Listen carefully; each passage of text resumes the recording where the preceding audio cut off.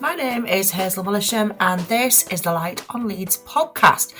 For this episode, I had a fabulous chat with Chris Bailie, who is the director of Swarthmore Education Centre. Chris tells me how the centre was founded by members of the Quaker movement in 1909 and about how she found her way to working in adult education, the myriad of courses on offer, and much, much more. Have a listen.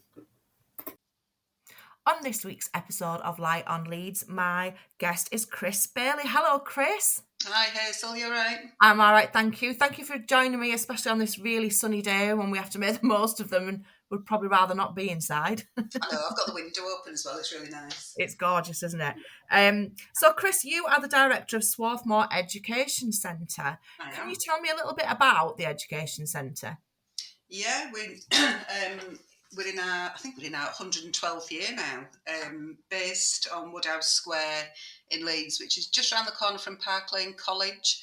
It's an old Grade 2 listed building. It's a number of old Georgian terraced houses that have kind of been knocked through. So it's a little bit of a rabbit warren, but it offers kind of alternative education for people who don't want to go to some of the bigger colleges. We've got a massive arts department. We do room hire. We've got a cafe. So yeah, it's kind of picking up a little bit again now after the impact of COVID. So it's nice to kind of see the students back in. We've got a big study programme that works with young people from 16 to 25 with additional educational needs. So that's got a really good reputation across the city, and the rest of it is predominantly adult education, kind of short courses. We run over 3 terms. We've started doing weekend courses and things now, but we do things like pottery, jewellery, lots of painting courses, and that's alongside things like we do the ESOL, English, Maths, we do GCSEs, that kind of thing, but in a smaller environment. That's fantastic. And how did you end up becoming the director? What's been sort of your journey? Have you always been involved in adult education? No, not at all. Crikey. I was brought up in South Leeds in Middleton. Left school with no qualifications at all because I thought I knew better than everybody else, as you do when you're 16. And I did all various jobs, kind of started working down at SR Gents, which was a sewing machine factory, didn't like that, worked in offices, pubs, worked in the chip shop, that kind of thing. Decided after a while that I should probably do some kind of education. So I went and did 1 O-level, which was in sociology at a community centre in Middleton. Absolutely loved it. Thought if I pass it, I'll go and do some A-levels. So I managed to blag my way into Park Lane, did a couple of A-levels there, and then went to university first time, dropped out after a couple of months because I just really didn't feel that I fit in at the time. Came back, I trained to be a bricklayer with Henry Booth, so I had a bit of a varied career.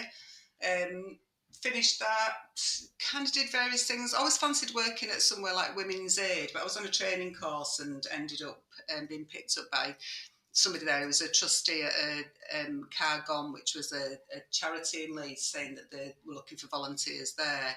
So I ended up working in mental health. So I went from there, worked for social services. So I was a mental health worker for quite a while. And then ran a couple of projects kind of around mental health and training, and then started working at Thomas Danby College. Kind of journey from there got me into education, really. So worked at Leeds City College for a number of years, got made redundant, went to work in a small college in Bradford for a while. And then this job came up. I'd applied for it previously and didn't get shortlisted. And applied for it late October in 2019. And got the job. So. And you're still there, Chris, so you must be really enjoying it. I'm still here. It's been a hell of a couple of years, I have to say. Yeah. It wasn't kind of what I expected because obviously COVID hit, so that changed things very dramatically for everybody, but certainly for the centre. We ended up delivering, we went into lockdown on the 20th of March, I think we closed the centre. And I wildly optimistically wrote on my whiteboard in my office, we'll be back by April something or other. Yeah. It was still there a year later. We still weren't back properly in the centre. So, lots of working from home, long hours. We'd never delivered anything online. Some of our staff didn't even send emails. So it was a bit of bit of a upskilling all round for us to be able to deliver anything online. So, and then we had a full year of delivery last year online, and this academic year, so starting in September, has been the first time for adult learners that we've had people back in the centre. And that must have felt great, was it, seeing people back? Oh, it was amazing. We did, yeah, we ran a few tasters at the end of July, which was just kind of a little 2-hour getting people back into the centre. So we ran a range of little courses to get people back in. I think all the staff who worked on it were beside themselves giddy about having actual people back in the centre doing some kind of activity. So it's been really nice getting people back in, and we're kind of doing a bit of a mix, still delivering some online classes. So kind of reached a new audience with the online classes. So they're continuing, but building up the face-to-face delivery again, which is great. It's so nice having people back in. Yeah, I bet. But I suppose at some point you would have looked into, would you have doing sort of online access for people, or is that not something that you'd been looking at all when you got stuck into the deep end? Well, I'd started here in November 2019, so I was literally just finding my feet. Oh, I of started course. in November, had a week off at the end of November, then it was like December and Christmas. January we started being impacted a little bit by COVID, but I'm sure none of us across across the world really realised how massive it was going to become. Um, so no, there'd never been any online delivery. It certainly wasn't anything that was on anybody's mind at the time. Um, we didn't even have. I'd never even really heard of Google Classroom before, so it was a massive learning curve for everybody.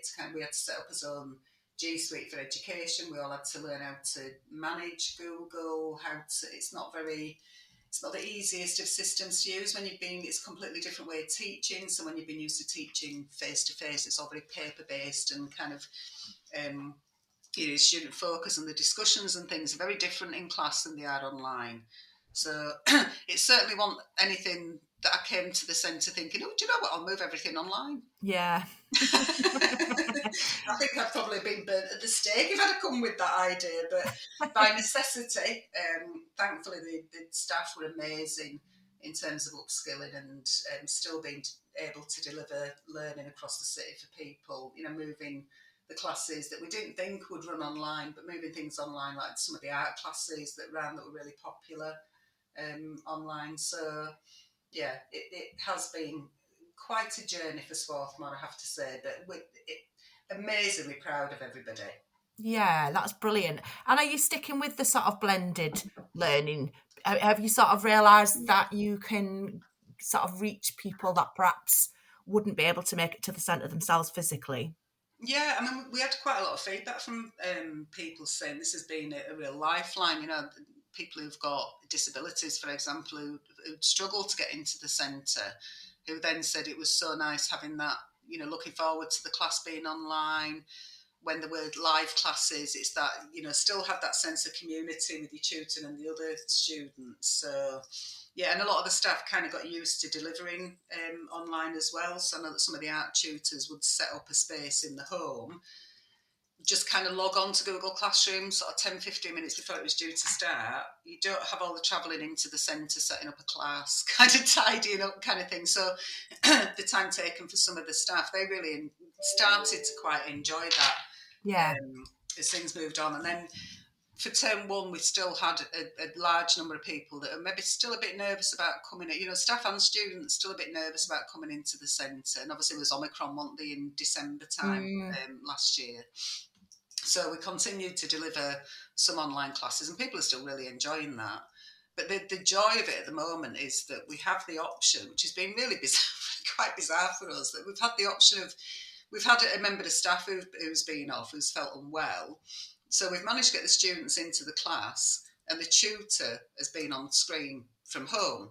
Oh, yeah. So that's been quite amazing. So it's been facilitated by one of our student support staff. So we had an ESOL class the other day that one of the tutors was delivering from home.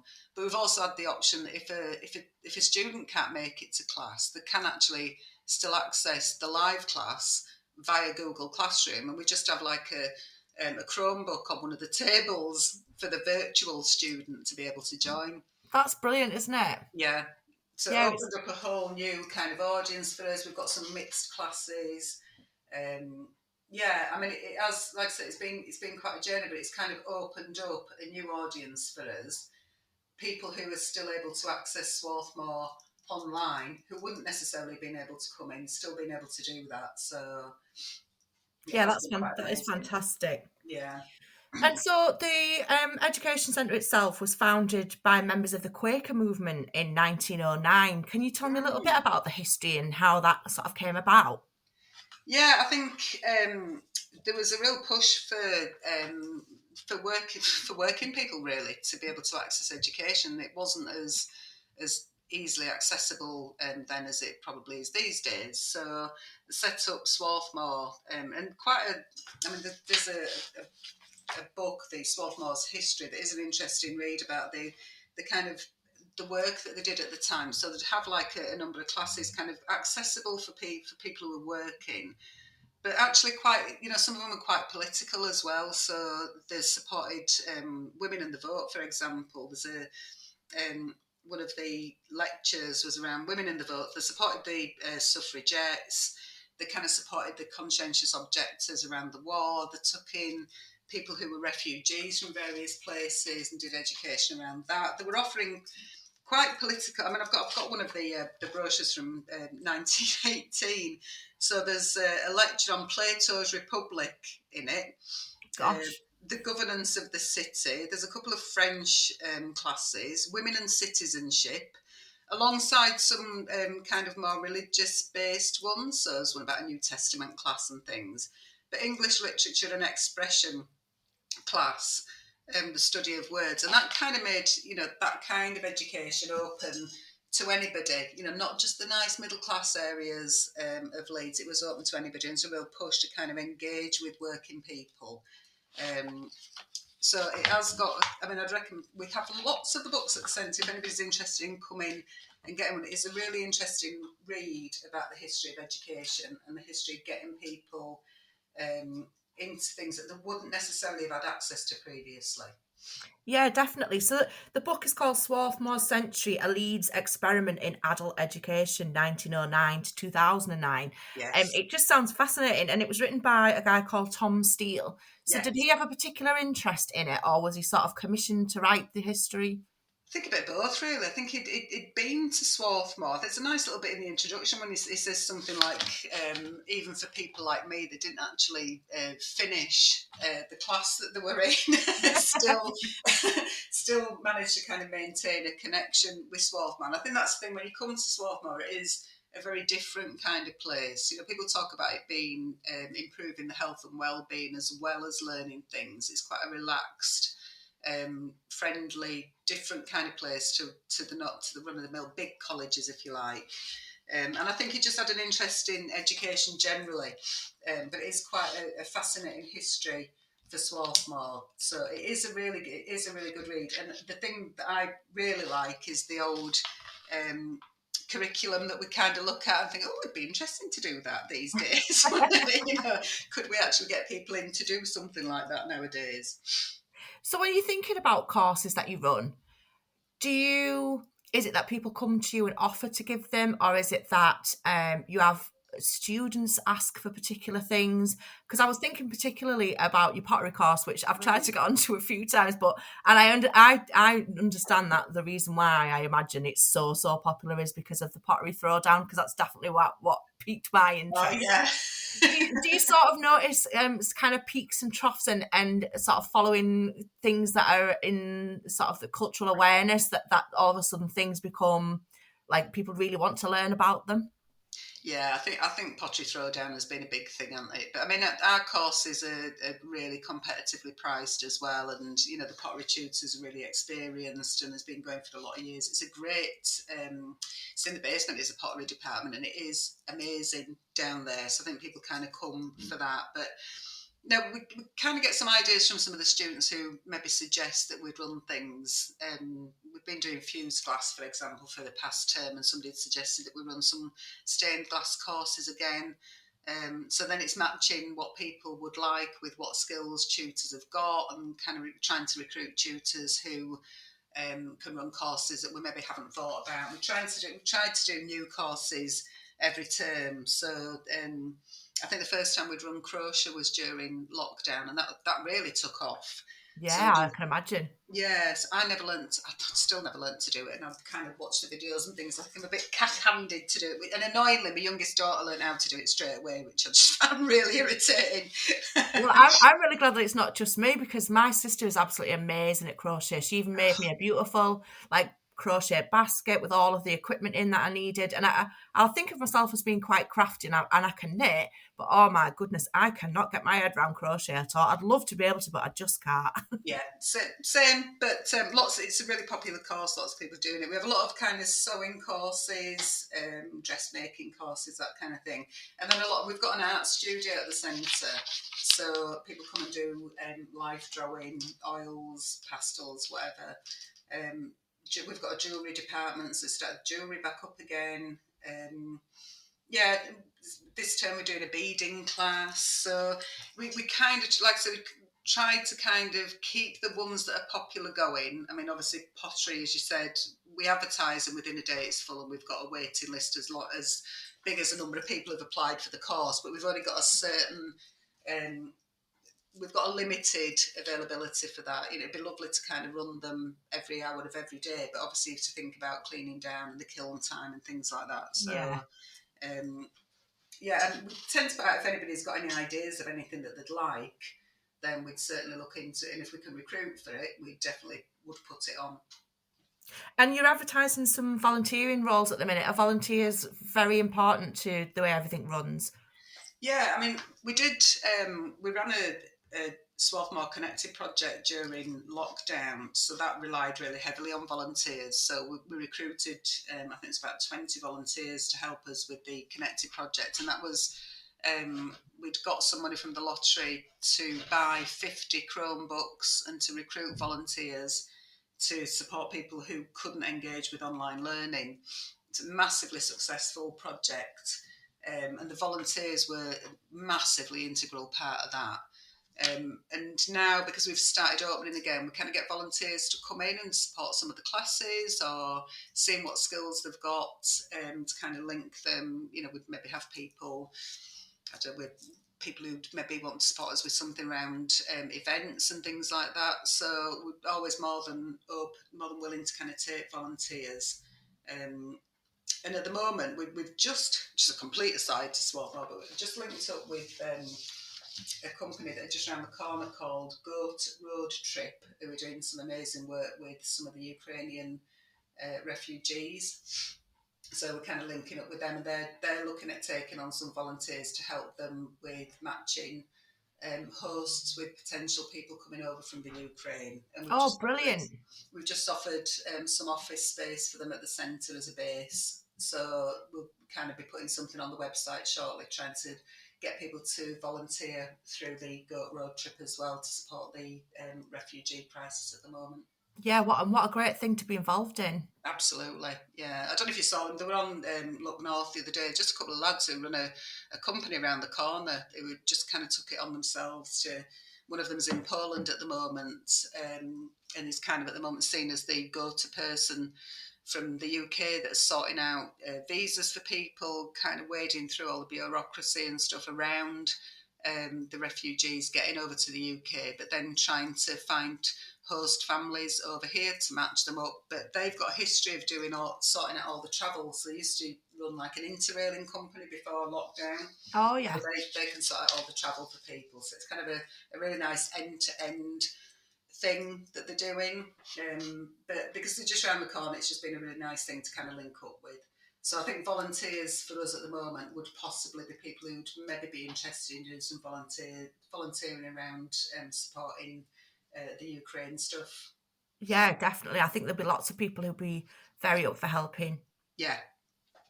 And talking about your projects, so which was the project that you did where you've been nominated for an award, which is really exciting? It is really exciting. Yeah, we did we at the start of lockdown we did a project called Art in Isolation, and that was working with, there were 20 people who took part in it, 4 artists, and and we got funding to send out some art packs, and then people would join art classes of various different genres to work through and kind of learn things. That was really successful.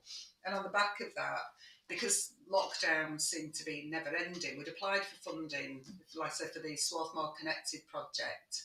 So that was us providing access to IT kit.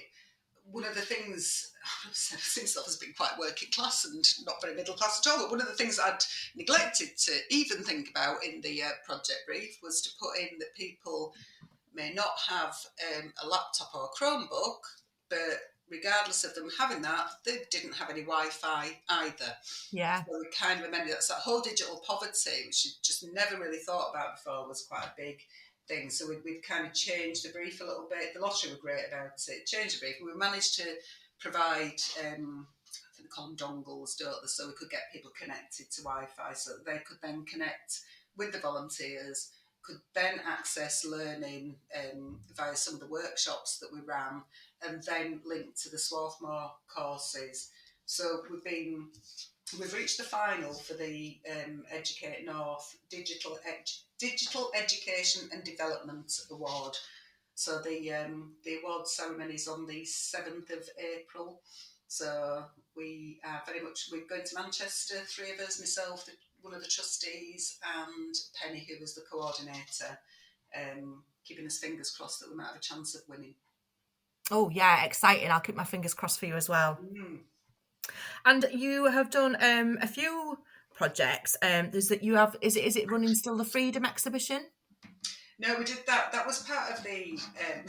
Again, we didn't think that lockdown would last quite so long. So the plan for all of the kind of art-based projects was that we would have a Freedom exhibition at some point, and that kind of, obviously because we didn't have the centre open, that kind of took longer to put on than we anticipated. So we did the Freedom exhibition when we reopened the centre. So that was in the centre for a while, and that was just kind of celebrating celebrating the art stuff from the Art in Isolation project, but also having things that the Connected project did as well. So having things on from that. And then we've had a few exhibitions since then. So we've had some student work exhibited, and we did an exhibition of some of our staff work that was in the cafe exhibition area around the time of the AGM last month. So that's been really nice, having the staff being able to, some amazingly talented staff, so being able to kind of exhibit some of their work as well. Yeah, that's absolutely brilliant. And so the next term coming up is in April, so people can go on your website, or I imagine on social media, to find out about your courses. Yeah, so if they go to swarthmore.org.uk, there's our website, all the courses, well, I'm saying all the courses, the courses that we've got on offer currently for next term are on there, but we constantly add to them. So I've just had a meeting this morning where we've got another 8 or 9 courses to add. So they'll be advertised on social media. So you just need to go to the website, and you can enrol directly on the website. It's fairly straight. It's a lot more straightforward. We've got a new system in place now, so it's much more straightforward than it was previously. So yeah, keep heading back to the website for more courses being put on. Yeah, and I'll put lots of links in the podcast notes so people know how to click through and get signed up. Brilliant. So, Chris, you said that you've lived in Leeds all of your life? Well, I don't want to say, but I was born in Emsworth in Pontefract, but I would say that we left there before I was 1. So yes, I'm a Leeds girl. So that means you're absolutely 100% totally qualified to answer the 3 questions. The first one being, what would you say, Chris, is something that is great about the city of Leeds? I really enjoy the massive diversity that we've got, and I really, all the different areas of Leeds all have different characters, don't they? I'm sure that people will say that in any city, but I'm very much a South Leeds girl, and I just even like the fact that, you know, Hunslet's quite different to Middleton, that's quite different to Baillie, that's quite different to Beeston, and all have kind of little different communities within that. I mean, my daughter said that she really loves the city centre, that the city centre's, she's in Sheffield at the moment, and just saying as much as she loves Sheffield, the city centre in Leeds has kind of got everything in that kind of smallish space. So we've still got, we've got the art galleries and things, museums, but you can also go for a really good drinking session, which is her words, not mine. Yeah, I think you're absolutely right about that. I'm in Beeston, and yeah, I totally agree. Like even within South Leeds, they all have a very different feel and a different flavour to them. And I think that adds to, I think that adds something great to the city. But like you said, I'm sure that is the same for other cities. But Sure. But it won't be as nice as Leeds. Oh, of course not. And if you had to choose something that you thought was not so great about the city, what would you go for? Public transport. That's a very common answer. Is it? Yeah. Public transport. I think we're so far behind other cities, really, in terms of public transport. And I know there's been a couple of attempts to kind of bring trams and things back, haven't they? And that just seems to kind of fall by the wayside. So you're getting around the city.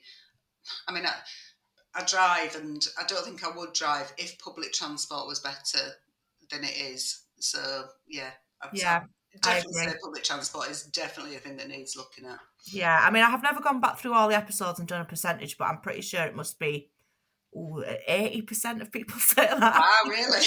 I would have said so, yeah. It comes up a lot. If you were talking to somebody who'd been a resident of Leeds for a long time, would you be able to tell them about something that you would consider to be a hidden gem that they might never have heard of? Oh, hidden gem. Well, being a South Leeds girl, I tend to kind of focus on South Leeds, so I'd probably say Middleton Park. Yeah. Having said that, there's a really, just because I was brought up in Middleton and I love Middleton Park and I still take my dog there. It's a wonderful place.